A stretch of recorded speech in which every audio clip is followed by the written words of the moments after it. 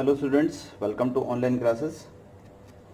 तो student, last class में हम लोगों ने कार्बन रेजिस्टेंस, जिसका हमने कलर कोड फाइंड आउट किया था, that is colour code of carbon register, और उसके ऊपर हमने कुछ क्वेश्चंस भी देखे थे कि किस तरीके से हमें उसको सॉल्व करना है। और भी क्वेश्चंस देखेंगे लेटर ऑन। एक बार ये चैप्टर हमारा कंप्लीट हो जाए उसके बाद हम सारे क्वेश्चंस जो लास्ट 10 ईयर्स में आए हैं as well as your NCERT उसको कवर अप करेंगे।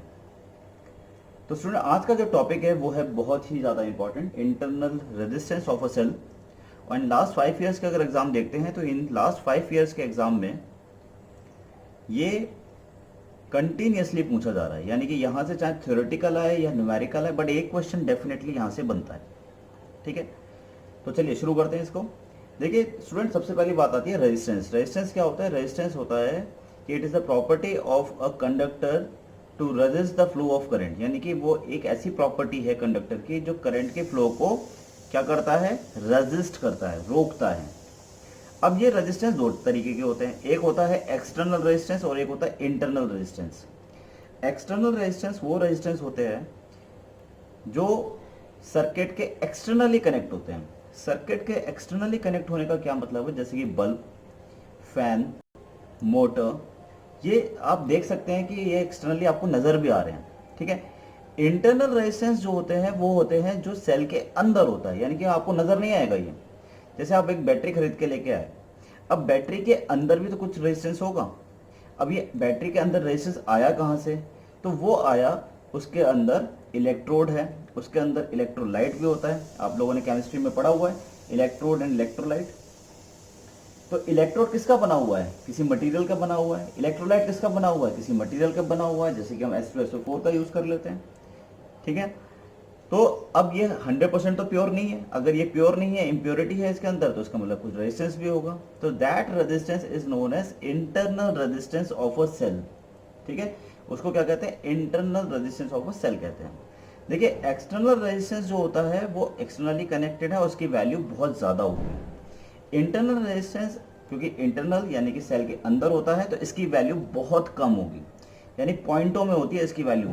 तो आर जो है वो जनरली स्मॉल आर, जैसे यहाँ पे आप देख सकते हो, वो इंटरनल रेजिस्टेंस को शो कर रहा है, जबकि यहाँ पर जो कैपिटल आर है वो एक्सटर्नल रेजिस्टेंस को यहाँ पर शो करेगा। ठीक है।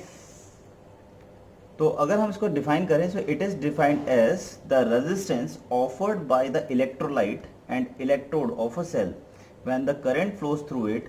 तो उसको हम क्या बोलेंगे? Internal resistance of a cell. यानी जब करंट फ्लो करेगा इस पूरे सर्किट के अंदर, तो इस सेल के अंदर इलेक्ट्रोलाइट और इलेक्ट्रोड की वजह से रेजिस्टेंस डेवलप हो गया, and that resistance is known as internal resistance of a cell. उसको हम internal resistance of a cell कहेंगे। ठीक है। अब इसकी कुछ खासियत है। क्या खासियत है? हमेशा याद रखिए कि internal resistance of a cell, क्योंकि सेल के अंदर होता है, तो ये हमेशा सेल के साथ सीरीज कॉम्बिनेशन में ही कनेक्ट होगा, ये फिक्स है हमेशा। जैसे यहाँ पे आपने देखा कि मैंने यहाँ पर क्या करा, ई लिखा है। ई क्या है? ईएमएफ, इस सेल का ईएमएफ है, और ये यहाँ पर मैंने इसका इंटरनल रेजिस्टेंस ड्रॉ किया है विच इज स्मॉल आर। ठीक है। अब अगर मैं ये कहूँ कि ये इसके साथ अंतर होगा कैसे, किस कॉम्बिनेशन में होगा? सीरीज में होगा, पैरेलल में होगा? तो ये हमेशा सीरीज कॉम्बिनेशन में होगा, यानी इसी को हम ऐसे ड्रॉ कर सकते हैं। ठीक है। सो इंटरनल रेजिस्टेंस जो है वो हमेशा सेल के साथ सीरीज कॉम्बिनेशन में कनेक्ट होगा, ये फिक्स है, ये कभी चेंज नहीं होगा। ठीक है। Capital R is the external resistance. Capital R क्या है? External resistance of the cell. ठीक है। तो आई होप ये क्लियर है कि इंटरनल रेजिस्टेंस ऑफ सेल क्या है, यानी कि वो रेजिस्टेंस जो सेल के अंदर है, और ये कहाँ से आया है? ये आया है due to electrode and electrolyte. ठीक है, इलेक्ट्रोड एंड इलेक्ट्रोलाइट की वजह से आया है। ठीक है। तो ये एक इसका बेसिक डायग्राम है। इसी सेम डायग्राम को, सेम सर्किट को हम कुछ इस तरीके से भी ड्रॉ कर सकते हैं, थोड़ा सिंप्लीफाई करके, क्योंकि आगे चल के जब हम न्यूमेरिकल सॉल्व करेंगे तो ये हमें काफ़ी हेल्प करेगा। ठीक है। तो प्लीज नोट डाउन। चलिए, इसके बाद नेक्स्ट देखेंगे, internal resistance of a cell depends upon what factors. वो कौन कौन से फैक्टर्स हैं जिस पर internal resistance of a cell depend करते हैं। ठीक है, चलिए उसको देखते हैं।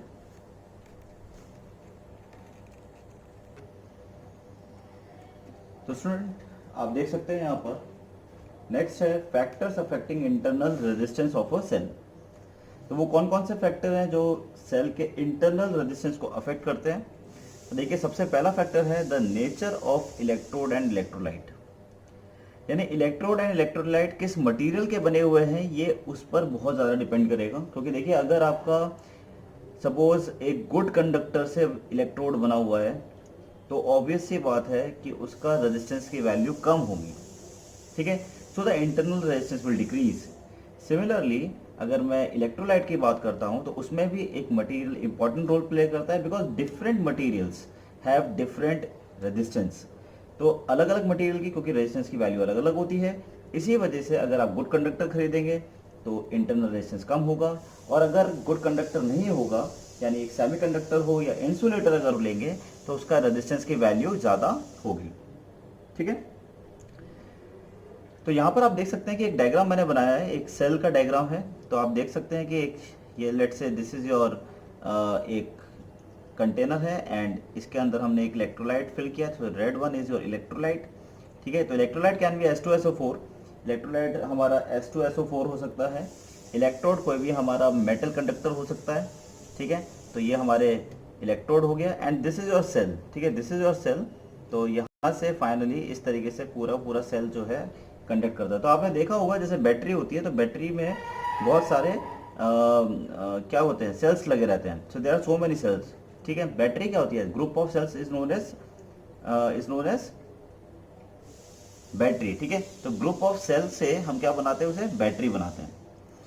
तो आप यहाँ पर देख सकते हैं इस वक्त कि हमने इलेक्ट्रोड को मेंशन कर रखा है और इलेक्ट्रोलाइट को मेंशन कर रखा है, ठीक है। तो first is the nature of electrode and electrolyte पर डिपेंड करेगा। The second is distance between the electrode. देखिए इलेक्ट्रोड के बीच का क्या डिस्टेंस है उस पर भी ये डिपेंड करेगा, ठीक है।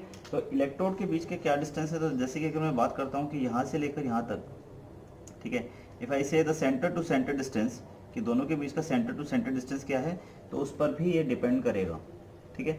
अब ये डिपेंडेंसी है कैसी, तो देखिए इसका मैंने एक फॉर्मूला बना रखा है। वैसे तो हमें पता है कि एक्सटर्नल रेजिस्टेंस के लिए फॉर्मूला था R is equal to rho L/A, ये एक्सटर्नल रेजिस्टेंस के लिए था।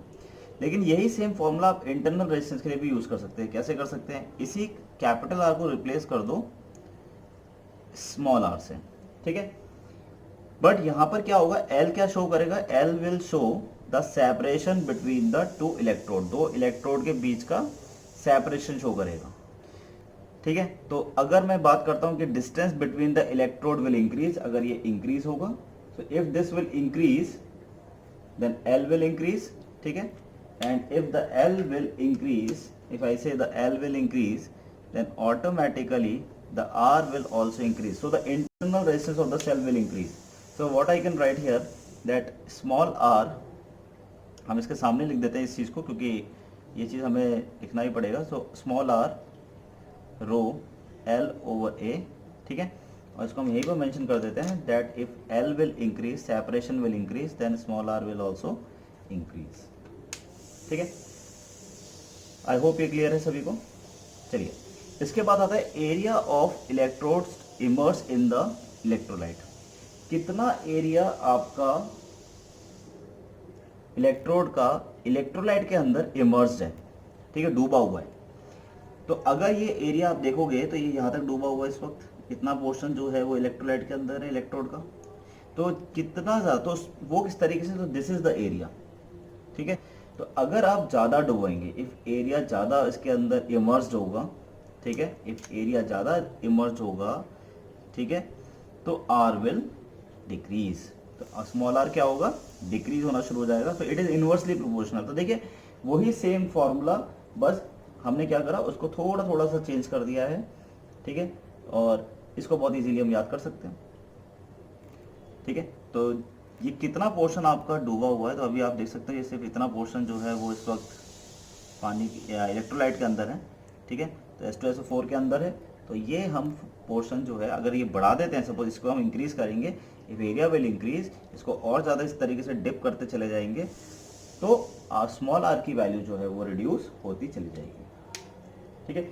तो ये सब रिलेशंस हैं जिसके थ्रू आप याद कर सकते हैं। सो please note down, this is very very important. Factors हमेशा इंपॉर्टेंट हैं इसके। चलिए नेक्स्ट देखते हैं। तो स्टूडेंट अगला टॉपिक है हमारा टर्मिनल वोल्टेज। तो टर्मिनल वोल्टेज क्या होता है? तो जैसे नाम से आपको समझना है टर्मिनल्स का वोल्टेज। टर्मिनल किसके होते हैं? सेल के होते हैं या फिर बैटरी के होते हैं। यहाँ पर हमने एक सेल बनाया हुआ है, तो इस सेल के अक्रॉस कितना वोल्टेज है, that is known as terminal voltage. लेकिन स्टूडेंट मैं आपको एक चीज बता दूं कि टर्मिनल वोल्टेज जब भी आप कैलकुलेट करेंगे तो टर्मिनल वोल्टेज आपको फाइंड आउट करना है कीपिंग कंसिडरिंग, आपको इसको कंसिडर करना पड़ेगा, यानी that is internal resistance of the cell. ठीक है, तो आप टर्मिनल वोल्टेज कैलकुलेट करेंगे keeping internal resistance of the cell. इसको आप बोलेंगे नहीं, ये अब आपको हर जगह ध्यान में रखना है कि internal resistance of the cell आपको कितना दे रखा है। ठीक है, तो टर्मिनल वोल्टेज क्या है? It is defined as the potential difference between the two electrodes of a cell in a close circuit. Close circuit के अंदर, यानी कि क्लोज सर्किट मतलब that means current is flowing through it. so let's say if I say there is a current I, let's say there is a current I which is flowing in the circuit। ठीक है, इस circuit के अंदर से flow कर रहा है, and we already know that current always flows from high potential to low potential, so that's why it is coming out from the positive terminal of the battery and going to the negative terminal of the battery। ठीक है, अब बात ये आती है कि terminal voltage अगर मुझे कैलकुलेट करना है तो देखिए टर्मिनल क्या होंगे। तो टर्मिनल वोल्टेज का मतलब है दैट मीन्स तो what is terminal voltage of this cell, how I can calculate the terminal voltage of this particular cell. तो देखिए टर्मिनल वोल्टेज निकालने के लिए मुझे क्या करना पड़ेगा? I have to calculate VAB। ठीक है, तो this VAB is nothing else is your terminal voltage.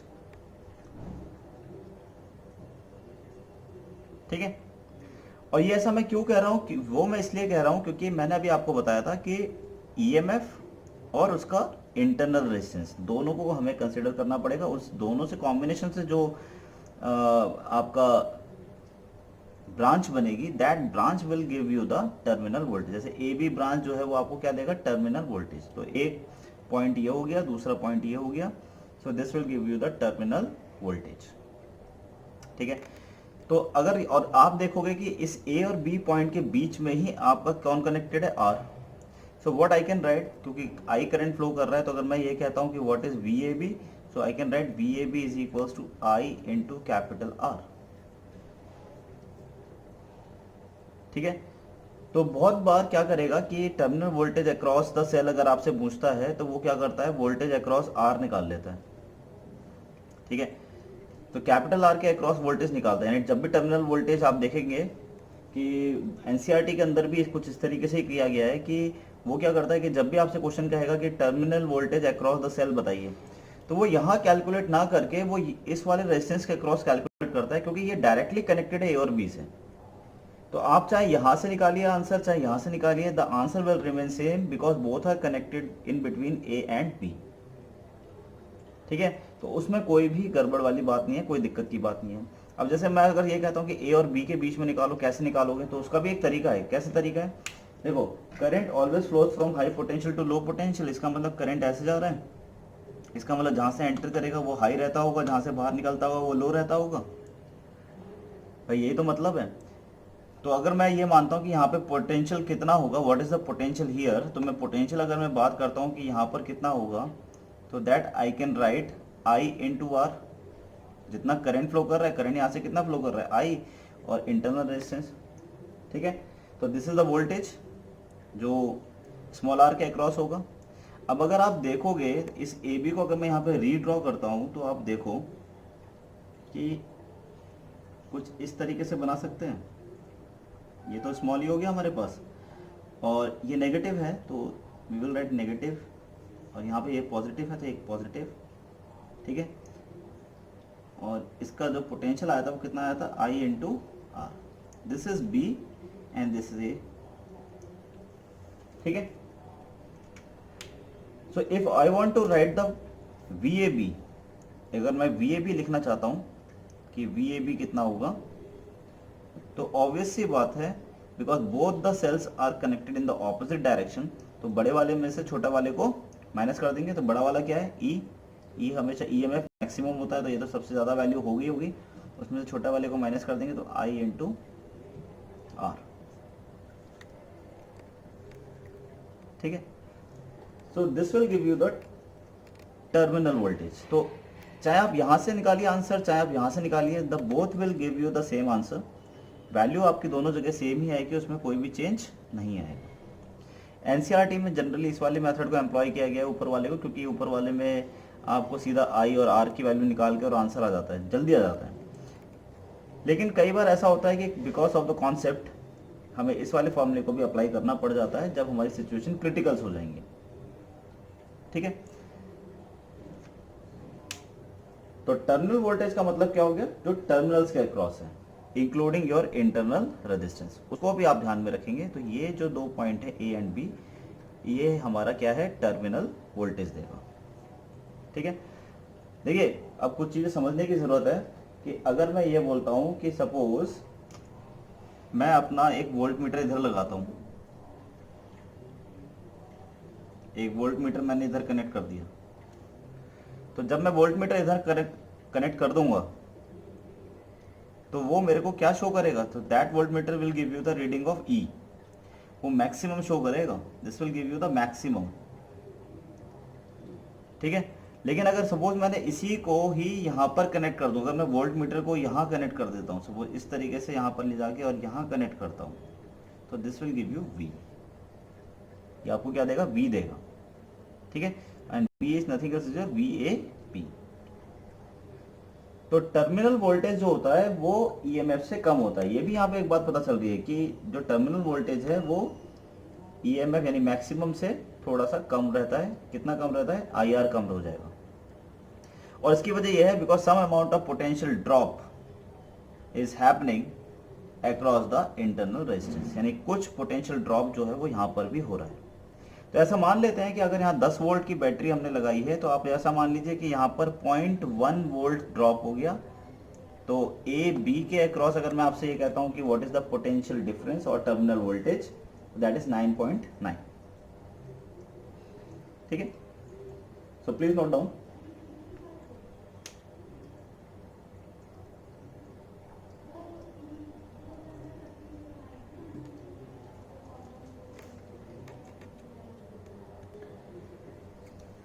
चलिए स्टूडेंट, तो अब ड्राइव करते हैं internal resistance of a cell के लिए एक formula.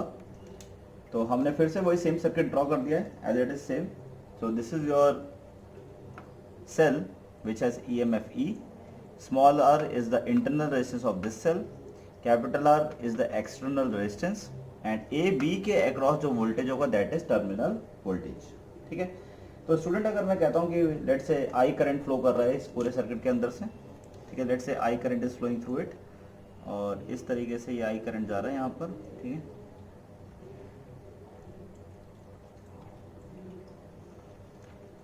so let's say this is the current which is flowing through it। तो अगर मैं ये कहता हूँ what is the total current, or you can say if I write the total resistance of the circuit, total resistance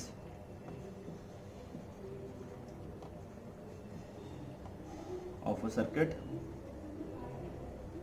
so total resistance of a circuit अगर मैं बात करता हूँ तो total resistance हो जाएगा मेरे पास which is RS, क्योंकि सीरीज में कनेक्टेड है capital R and small R, then it will become capital R plus small R. ठीक है, so if I write the total current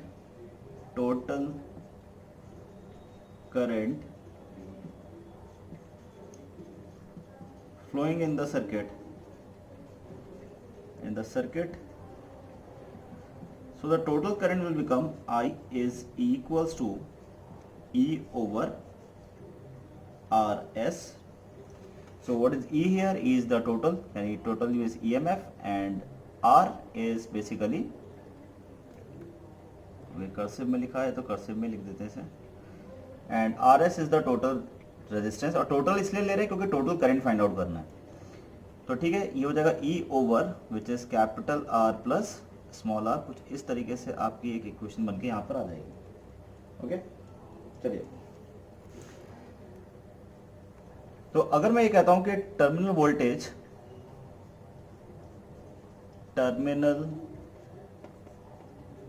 voltage of a cell. So terminal voltage can be written as V is equals to I into capital R. You can write I into capital R. So let's say this is equation number 1 and this is equation number 2. So putting equation 1 and 2. So putting equation 1 and 2, then we get V is equals to E over R plus R into capital R.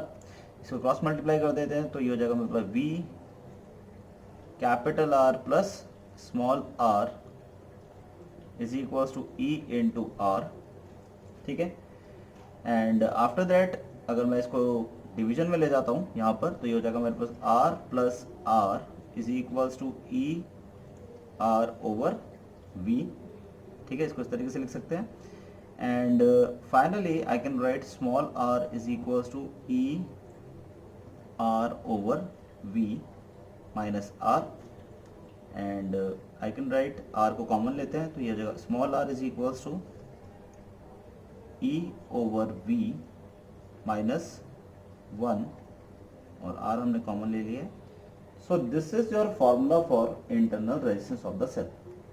ठीक है, देखिए ये जो particular formula है, this formula will be use in further derivations.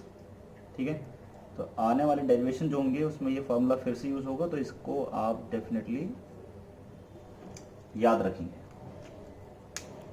ठीक है, तो ध्यान में रखिएगा कि what is capital E here. E is EMF of the cell, V is terminal voltage of the cell, capital R is the external resistance of the cell. ठीक है, and small r आपने क्या निकाला है, internal resistance of a cell. ठीक है, तो please note down.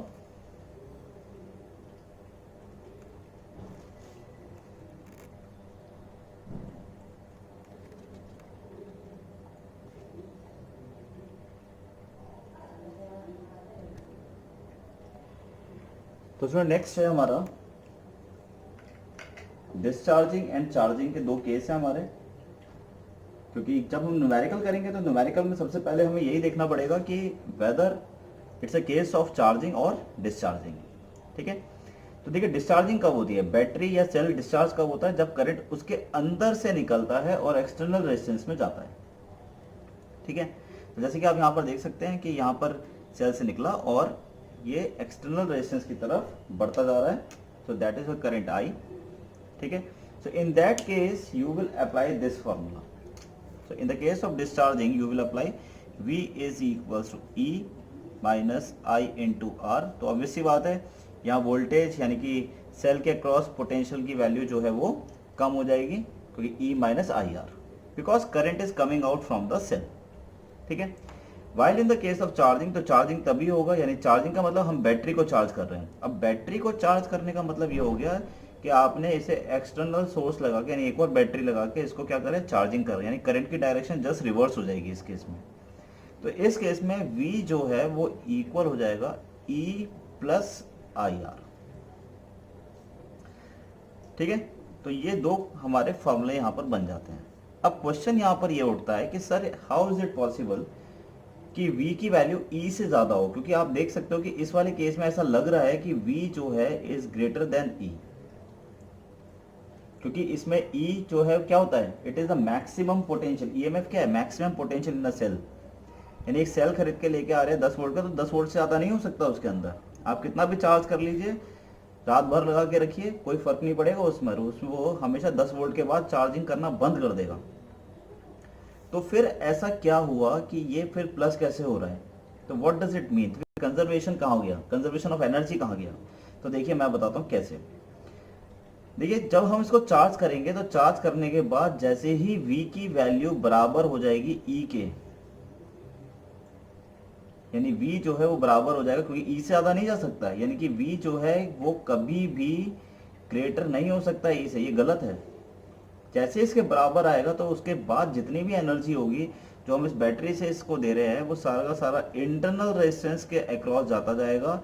और धीरे धीरे करके क्या होगा कि ये जो रेजिस्टेंस है, क्योंकि रेजिस्टेंस वी नो दैट कि रेजिस्टेंस क्या करता है, हीटिंग इफेक्ट ऑफ करंट, जिसे हमने पढ़ा आई स्क्वायर आर इंटू टी की वजह से क्या करेगा, ये हीटिंग करना शुरू कर देगा।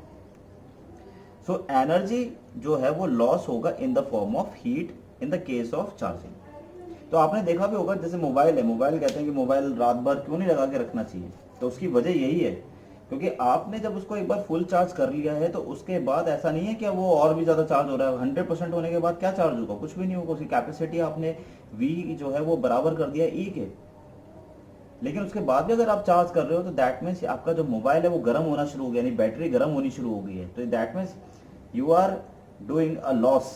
यहाँ पर क्या हो रहा है, हीट लॉस हो रहा है, एनर्जी का लॉस हो रहा है। सो एनर्जी का जो लॉस हो रहा है in the form of heat हो रहा है। तो इसी वजह से यहाँ पर कंजर्वेशन ऑफ एनर्जी की अगर हम बात करें तो जो एनर्जी है, कुछ एनर्जी जो है वो स्टोर हो जाती है आपके इलेक्ट्रिकल फॉर्म में सेल के अंदर, और कुछ एनर्जी हीट की फॉर्म में जो है वो लॉस हो जाती है और यू कैन से डेसिपेट हो जाती है इन द केस ऑफ चार्जिंग। ठीक है, तो ध्यान में रखेंगे डिस्चार्जिंग के केस में आप फॉर्मूला यूज करेंगे this one, and in the case of charging you will apply formula this one. ठीक है, सो प्लीज नोट डाउन।